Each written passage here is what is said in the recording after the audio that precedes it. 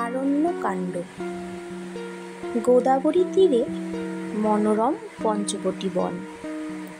রাম, লক্ষ্মণ ও সীতা সেখানে কুটির বেঁধে বাস করতে লাগলেন। ওই বনেই সাঙ্গপাঙ্গ নিয়ে বাস করত রাবণ রাজার বোন রাক্ষসী শূর্পণখা।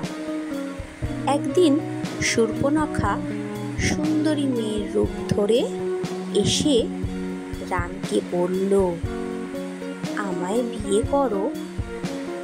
রাম আপত্তি করায় শূর্পণখা বিকট মূর্তি ধরে সীতাকে গিলতে গেল, আর লক্ষ্মণ তার নাক কান কেটে ফেললেন।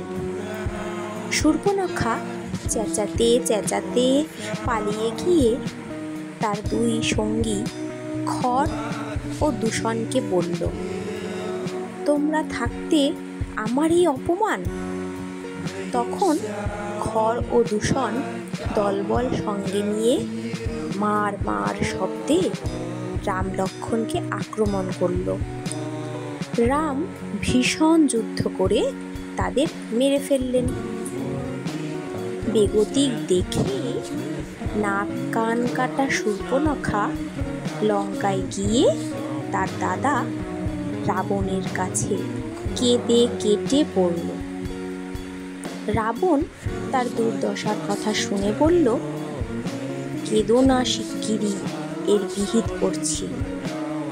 রাবণ সীতাকে চুরি করবার জন্য মায়াবী রাক্ষস মারীচকে নিয়ে পঞ্চবটী বনে উপস্থিত হলো। তাকে বলল, তুমি সোনার হরিণ সেজে সীতার সামনে ঘুরে বেড়াও। মারীচ সোনার হরিণ সেজে সীতার কুটিরের কাছে ঘাস খেতে লাগলো। সীতা রামকে বললেন, আমাকে ওই সোনার হরিণ ধরে দাও। রাম তীর ধনুক হাতে নিলেন। মারীচ রামকে ভুলিয়ে অনেক দূরে নিয়ে গেল। তখন রাম তাকে তীর মারলেন।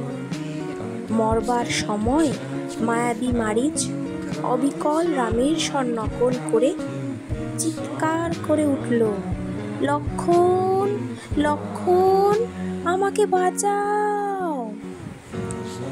রামের গলার স্বর শুনে সীতা ব্যাকুল হয়ে লক্ষ্মণকে বললেন, রাম বিপদে পড়েছেন, শিগগির যাও। লক্ষ্মণ বললেন, তোমাকে একলা ফেলে যাই কি করে? রামের কোনো বিপদ হতেই পারে না, তবু তোমার কথায় আমি যাচ্ছি। এই বলে লক্ষ্মণ কুটিরের চারিধারে একটা গণ্ডি টেনে সীতাকে বললেন, এর বাইরে যেও না।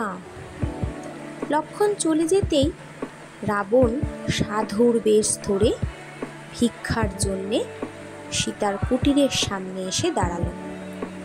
ভিক্ষা দিতে এসে সীতা ভুল করে সেই গণ্ডির বাইরে চলে এলেন। তখন রাবণ নিজ মূর্তি ধরে সীতাকে রথে তুলে লঙ্কার দিকে চলল। সীতা চিৎকার করে উঠলেন। সীতার চিৎকার শুনে বুড়ো জটায়ু পাখি সীতাকে রক্ষা করতে এসে রাবণের হাতে আহত হলো। তার ডানা কেটে রাবণ সীতাকে নিয়ে পালালো। আকাশপথে রথ চলেছে, নিচে ঋষ্যমুখ পর্বত। সেখানে অনুচরবৃন্দ নিয়ে বসেছিল বানর রাজা বালির ভাই সুগ্রীব। সীতা তাদের উপর নিজের অলঙ্কার ফেলে রামকে এই খবর দিতে বললেন। ওদিকে মায়া হরিণ বধ করে রাম কুটিরে ফিরছিলেন। পথে লক্ষ্মণের সঙ্গে দেখা হতেই সীতার জন্য তার মন কেঁপে উঠল। দুই ভাই ছুটে এলেন। এসে দেখেন সীতা নাই, কুটির শূন্য। রাম কতবার সীতার নাম ধরে ডাকলেন, কোনো সাড়া পেলেন না। আকুল হয়ে দুই ভাই বনে বনে সীতার খোঁজ করতে লাগলেন।